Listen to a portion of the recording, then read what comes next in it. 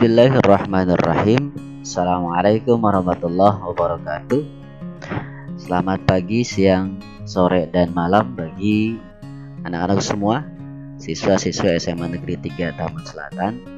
Pada kesempatan kali ini saya akan menyampaikan tentang teknis penilaian akhir semester atau PAS yang akan kita laksanakan pada tanggal 30 November minggu besok. Kenapa mesti saya sampaikan? Karena memang penilaian akhir semester tahun ini cenderung berbeda dengan kegiatan PAS tahun-tahun sebelumnya.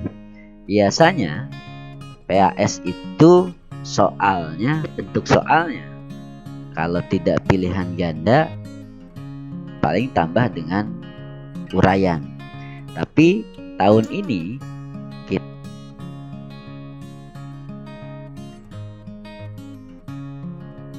atau soal-soal AKM dalam kegiatan PAS yang akan kita laksanakan minggu besok. Kenapa mesti kita perkenalkan? Karena AKM ini adalah soal yang akan diberikan bagi kelas 11. Ini sebagai pengganti ujian nasional. Kalau dulu ujian nasional itu bagi kelas 12, tapi sekarang soal AKM ini diberikan bagi siswa kelas 11. Dengan demikian, siswa-siswi kelas 10 dan kelas 11 akan terbiasa untuk menyelesaikan soal-soal bentuk AKM. Sementara kelas 12 paling tidak sedikit banyak sudah tahu bahwa soal AKM itu kayak gimana sih, gitu kan. Nah, ini tujuan kita ke PAS tahun ini menggunakan konsep yang berbeda. Anak-anak sekalian, soal bentuk AKM yang akan diberikan ini terdiri dari berbagai macam bentuk soal. Ada soal masuk kategori pilihan ganda. Ini pilihan ganda. Pilihan ganda itu seperti yang Anda ketahui bahwa soal pilihan ganda jawabannya hanya satu, hanya tunggal, nggak lebih dari satu. Jawab lebih dari satu berarti salah. Beda halnya dengan pilihan ganda kompleks. Nah, pilihan ganda kompleks ini adalah soal yang jawabannya lebih dari satu jawaban. Bisa 2, 3, atau bisa juga semua jawaban itu adalah jawaban yang benar. Nanti tinggal tergantung analisa Anda. Nah, yang ketiga ada namanya soal menjodohkan atau bisa juga soal benar salah. Yang keempat ada isian singkat. Isian singkat ini berarti cuma 1 atau 2 kata atau menggunakan angka. Ya, beda halnya dengan uraian. Uraian ini butuh penjelasan. Nah, ini adalah soal-soal yang akan kita sampaikan dalam kegiatan PAS. Pilihan ganda kompleks, menjodohkan, benar salah, dan singkat atau juga uraian. Anak sekalian, apa sih asesmen kompetensi minimum itu? Asesmen kompetensi minimum ada 2 kompetensi yang nanti akan diberikan. Pertama, literasi membaca. Yang kedua, kemampuan numerasi. Artinya setiap soal yang diberikan nanti ada semacam wacana lah. Anda kalau literasi membaca berarti diminta untuk memahami, menggunakan, mengevaluasi, dan merefleksikan berbagai jenis teks untuk menyelesaikan masalah dan mengembangkan kapasitas Anda sebagai warga negara agar bisa berkontribusi secara produktif. Jadi dari bacaan yang ada, Anda coba pahami, evaluasi, analisa lah. Sementara kaitan dengan numerasi, ini kaitan dengan kemampuan berpikir menggunakan konsep, prosedur, fakta, dan alat matematika untuk menyelesaikan permasalahan sehari-hari. Langsung saja, sekarang bentuk soalnya kayak gini. Ini soal numerasi. Nah, yang saya sampaikan adalah soal untuk kelas 12. Kelas 12 matematika wajib ini. Ini dimensi 3. Ada wacananya. Pertama, sebuah kamar berbentuk kubus ABCD EFGH dengan ukuran panjang 4 meter. Titik P, Q, dan R berturut-turut merupakan titik-titik tengah rusuk AB, DC, dan HG. Ini bisa kita jadikan menjadi beberapa soal dengan bentuk yang berbeda. Bisa soal pilihan ganda. Pilihan ganda, misalkan soal pilihan ganda, jarak titik P ke Q adalah titik-titik meter. Nah, ini jawabannya ada A, ada B, ada C, ada D. Kalau Anda pilihan ganda, ya sudah, pilih saja salah satu jawaban. Setelah Anda menghitung, ternyata jawabannya misalkan B, ya udah, ini lingkarin. Nah, jawaban pilihan ganda hanya satu jawaban yang benar. Beda dengan soal yang kedua. Ini soal kedua ini adalah soal masuk kategori pilihan ganda kompleks yang jawabannya lebih dari satu.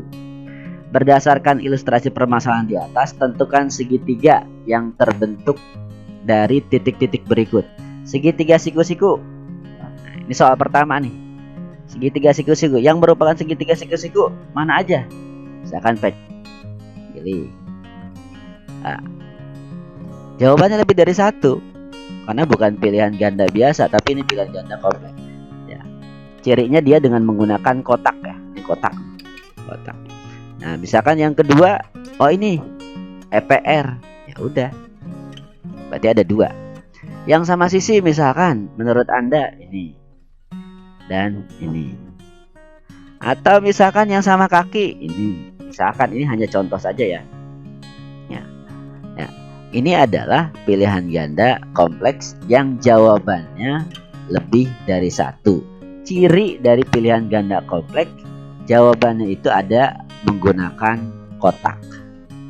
Ini kotak. Ini kotak nih. Ini artinya kalau Anda melihat soal kayak gini, yang kotak begini, berarti ini pilihan ganda kompleks yang jawabannya memungkinkan satu jawaban. Kalau emang jawabannya ternyata 4-4-nya, ya bisa saja. Ya, ini pilihan ganda kompleks. Nah, yang selanjutnya masih dengan permasalahan yang sama. Ini berdasarkan permasalahan di atas. Pilihlah benar atau salah pernyataan berikut ini. Ini soal benar salah. Ruas garis PH dan QE berpotongan. Misalkan pilih ini benar. Kemudian yang ruas garis RC dan PC tegak lurus, ini salah misalkan. Ini yang ketiga, ruas garis ER dan PC tidak sejajar, juga salah. Benar misalkan. Segitiga PCR sama sisi, benar misalkan. Nah, ini benar salah atau menjodohkan nanti. Nah, kemudian ini masih masuk kategori numerasi. Cukup dengan soal jemuran. Ini jemuran nih. Dari jemuran ini, nah, kita diminta untuk menentukan benar salahnya. Panjang AB sama dengan panjang CD, benar misalkan, pilih yang benar. Panjang PQ sama dengan SR, salah misalkan. Jarak Q ke S sama dengan jarak B ke C, benar. Tentunya jawaban ini harus Anda dasarkan dari analisa pemahaman Anda dari jemuran. Ini soal bentuk numerasi, kemampuan Anda menganalisa